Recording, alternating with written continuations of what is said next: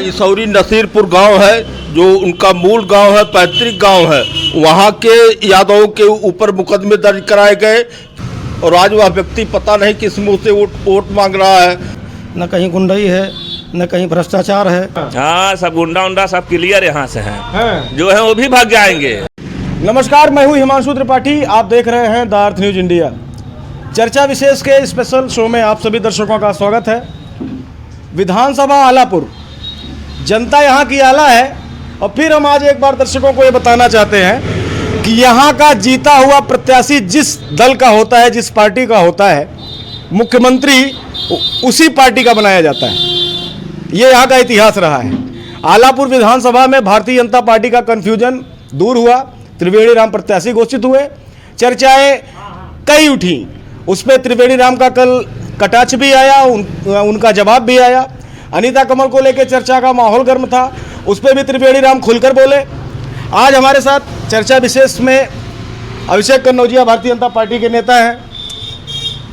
आप समाज सेवी हैं, कई बार आप दर्शकों के सामने आ चुके हैं। अब से बातचीत होगी, विधानसभा का चुनाव है, मुद्दों पे चर्चा होगी। बने रहिए द अर्थ न्यूज इंडिया के साथ। द अर्थ न्यूज इंडिया में आपका बहुत बहुत स्वागत है। बहुत बहुत धन्यवाद आपका, हिमांशु त्रिपाठी जी। ये बताइए, बड़े चर्चा में हैं आप। चुनाव आया, कैंडिडेट की घोषणा होने के पहले और कैंडिडेट के घोषणा होने के बाद लगातार आप चर्चा में बने रहे।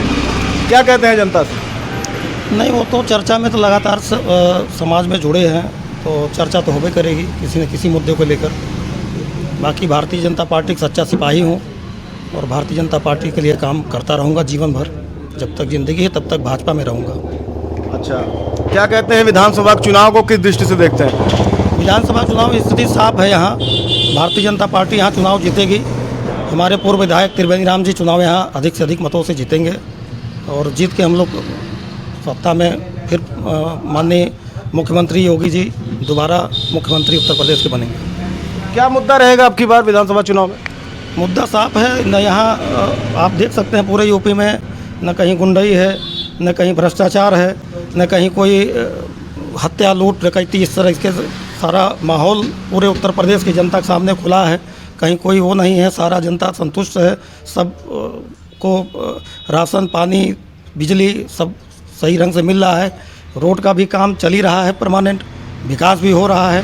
कहीं कोई ऐसी बात नहीं है जिससे जनता नाराज हो भारतीय जनता पार्टी से। नाम बताइए। बाबूलाल। बाबूलाल जी? हाँ। एकदम लाल लाल मास्क भी पहने हैं। हाँ। क्या कहते हैं विधानसभा चुनाव लेकर? विधानसभा चुनाव आलापुर का पूर्ण बहुमत से जितावल जाई। त्रिवेणी राम के पूर्ण बहुमत का प्रदेश में सरकार बनावल जाई और प्रदेश और देश में भारतीय जनता पार्टी का स्वतंत्र राज कायम है और रहेगा। कई चर्चाएं हैं समाजवादी पार्टी और बसपा को लेके। कोई चर्चा वर्चा नहीं है। भारतीय जनता पार्टी हमारी ठीक है। योगी जी की सरकार चल रही है, पुनः योगी जी सरकार में रहेंगे, मुख्यमंत्री बनेंगे। बताइए। जयचंद गोस्वामी हमारा नाम है।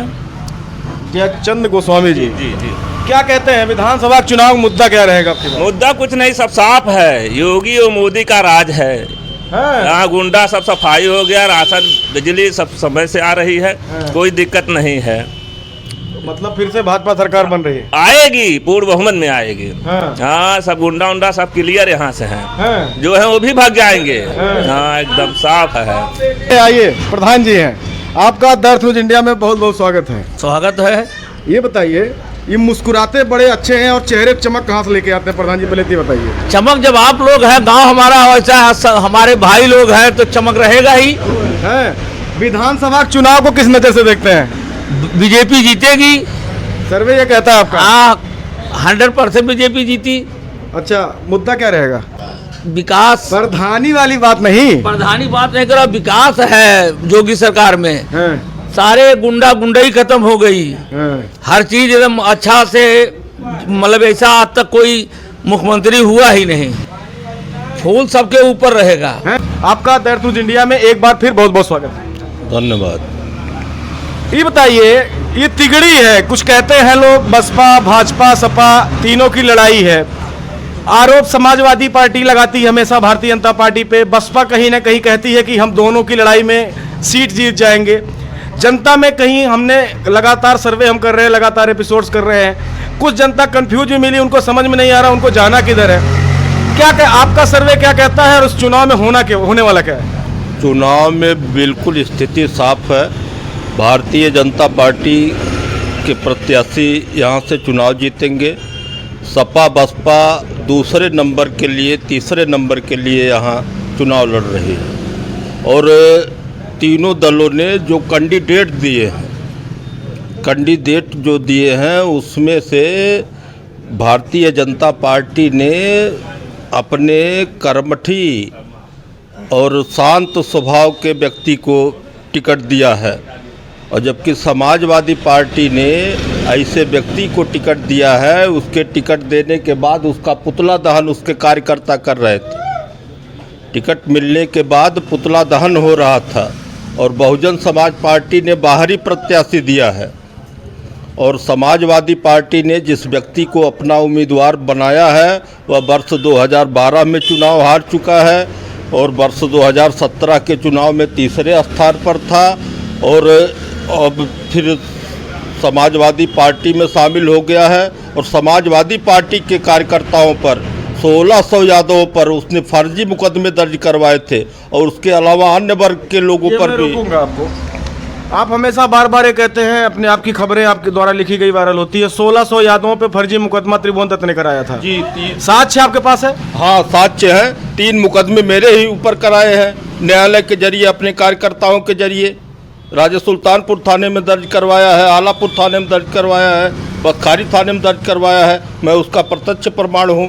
चलिए, आप प्रत्यक्ष प्रमाण है, बाकी 1600 लोगों के ऊपर क्या कहते हैं? वो दोषी होंगे तभी तो मुकदमा लिखा गया होगा, SHO बैठा होगा। सब फर्जी मुकदमे लिखे गए। जो भी उसके अन्याय अत्याचार का विरोध करता था उसके खिलाफ मुकदमे पंजीकृत कराए गए हैं, और ऐसे व्यक्ति को लोग कतई वोट नहीं देंगे। कुछ नाम है ऐसे जिन्हें आप जानते हैं पर्सनली? इसौरी नसीरपुर गांव है, जो उनका मूल गांव है, पैतृक गांव है।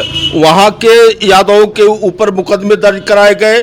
40 आम के हरे पेड़ काट के अंबेडकर पार्क बनवाया गया, बहुजन समाज पार्टी में रहते, सांसद रहते बनवाया था व्यक्ति ने, और आज वह व्यक्ति पता नहीं किस मुंह से वोट मांग रहा है। गरीबों की जमीन हड़प कर, सरकारी जमीन हड़प पर, और अपने शिक्षण संस्थान बनवाए। अपने पिताजी की बल्दियत बदलकर सरकारी ज़मीन का 122 4F का लाभ लिया, और इसके अलावा उसने तमाम ऐसे कार्य किए जिससे जनता में बेहद नाराज़गी है। और जनता 2012 के चुनाव में भी नकार चुकी है, 17 के चुनाव में भी नकार चुकी है, और इस चुनाव में सपा प्रत्याशी की जमानत जब्त करा देगी। आपको ऐसा नहीं लगता कि आप खुलेआम ऐसे आरोप लगाते हैं, फिर अगर जो है जैसे 1600 लोग परेशान किए गए, आपके ऊपर भी मुकदमा दर्ज हुआ, कहीं ऐसा नहीं आप टारगेटेड हो जाएंगे? कुछ ऐसा आपको नहीं लगता है? नहीं, हम तो हुए ही हैं, लेकिन अन्याय अत्याचार का हर व्यक्ति को विरोध करना चाहिए, और भारतीय जनता पार्टी के शासनकाल में ही अन्याय अत्याचार का खात्मा होगा।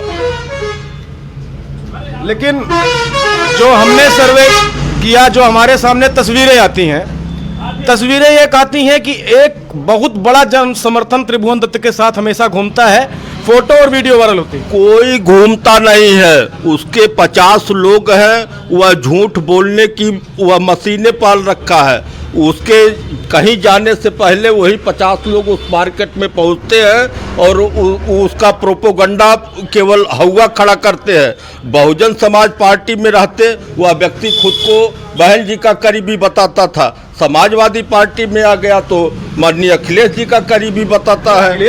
अखिलेश जी ने हाथ मिलाया, अखिलेश जी अकबरपुर आए थे, अनाउंसमेंट किया अखिलेश ने, उसके बाद अखिलेश जी के साथ फोटो वीडियो है। अखिलेश जी के पार्टी से विधानसभा आलापुर में दल बदल के आए, तुरंत टिकट मिल गया, आप कहते हैं करीबी नहीं है। अखिलेश जी को कुछ समाजवादी पार्टी के नेताओं ने गुमराह किया, उनको असलियत नहीं बताई। अखिलेश जी का कार्यक्रम उस विद्यालय में लगाया गया, वह भी किसान आंदोलन के दौरान लगाया गया, जिस विद्यालय ने, जिस शिक्षण संस्थान ने इलाके के दर्जनों किसानों की जमीनें हड़पी हैं, और ऐसे व्यक्ति के कॉलेज में, ऐसे शिक्षण संस्थान में अखिलेश जी का कार्यक्रम लगाया गया, उनको गुमराह किया गया। अगर अखिलेश जी असलियत जान पाते तो शायद प्रत्याशी ही न बनाते।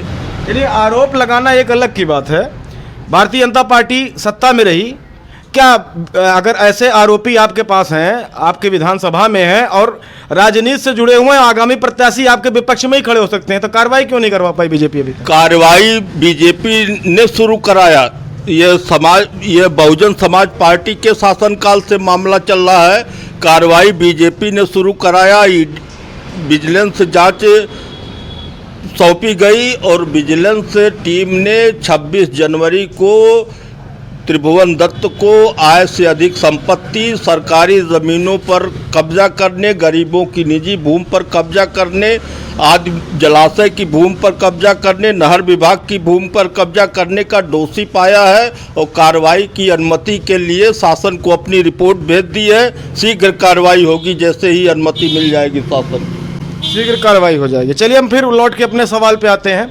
इस त्रिकोणीय श्रृंखला में 1 नंबर, 2 नंबर, 3 नंबर किसे कहते हैं? 1 नंबर तो भारतीय जनता पार्टी है। 2 नंबर 3 नंबर की लड़ाई सपा बसपा कांग्रेस लड़ रही है। चलिए, इसमें एक सबसे बड़ी बात, छोटी छोटी पार्टियां जो भीम आर्मी युवाओं को कहीं ना कहीं अपने से जोड़ के रखी है, किसी प्रकार से जोड़ के रखी हो, वो भी वोट डिस्टर्ब करेंगे। वीआईपी कुछ डिस्टर्ब करेगी। कई ऐसी पार्टियां, कई ऐसे दल हैं जो डिस्टर्ब कर सकते हैं कुछ ना कुछ। उसमें किसी को लाभ हो सकता है, किसको हानि हो सकती है? उसमें लाभ भारतीय जनता पार्टी को ही है। सपा बसपा इन दोनों दलों को नुकसान है। समाजवादी पार्टी में ज़बरदस्त भितरघात है। उनके प्रत्याशी का कार्यकर्ता ही पुतला दहन किए हैं और समाजवादी पार्टी के पास श्रीमती संगीता कनौजिया से मजबूत कोई उम्मीदवार नहीं था, जिन्हें दुर्भाग्य से इस चुनाव में समाजवादी पार्टी ने उम्मीदवार नहीं बनाया। संगीता कनौजिया के साथ पिछले चुनाव में सहानुभूति थी। एक उनकी जाति के लोगों का भी अतिरिक्त वोट समाजवादी पार्टी के साथ जुड़ा था। उसके बाद भी संगीता कनौजिया जी चुनाव हार गईं। भारतीय जनता पार्टी की अनीता कमल 72,000 वोट पाकर एमएलए निर्वाचित हुई। संगीता कनौजिया के समर्थक जाहिर सी बात है समाजवादी समर्थक होंगे, ये मानते हैं? हाँ, मानते हैं। उसका लाभ समाजवादी पार्टी को मिलेगा कि उसका लाभ त्रिभुवन दत्त को मिलेगा कि कोई तीसरा लेके जाएगा उनके समर्थकों का वोट? नहीं, उनके समर्थकों का वोट दूसरे लोग ले जाएंगे। वह भले का है, लेकिन अंदर से जो भी प्रत्याशी बनाने का फैसला लिया गया या उनका नेतृत्व जाने, लेकिन मेरी समझ से उनके समर्थक अंदर से जरूर नाराज होंगे। आपका बहुत बहुत धन्यवाद सर जोड़। और एक चर्चा यह भी है कि वो 1600 लोग कहाँ हैं जिनके ऊपर त्रिभुवन दत्त ने जो है फर्जी मुकदमा दर्ज करवाया था? क्या आज भी वो उस नेता से डरते हैं? क्या वो कैमरे के सामने क्यों नहीं आना चाहते? क्या उनको ये दर्द जरूर है कि अगर हम विरोध खुलेआम करेंगे तो हमारे साथ और कुछ घात हो जाएगी? कुछ और बोलना चाहते हैं? हाँ, ऐसे लोगों को, और हम इसी की लड़ाई लड़ रहे हैं। हम त्रिभुवन दत्त का आतंक, उसके खौफ को ख़त्म करने की लड़ाई लड़ रहे हैं और धीरे धीरे लोग सामने भी आ रहे हैं। जो भी पीड़ित हैं सब सामने आ रहे हैं और धीरे धीरे लोगों के जेहन में यह बात घर कर रही है कि नहीं, अब इसको जनता नकार चुकी है, इससे कोई डर नहीं है। और भारतीय जनता पार्टी की दोबारा सत्ता में वापसी हुई तो ऐसे आतंकी प्रवृत्ति के लोग अपने आप पलायन कर जाएंगे। चर्चा विशेष के नए एपिसोड में नए लोगों के साथ जल्दी हाजिर होते हैं। देखते रहिए द अर्थ न्यूज़ इंडिया।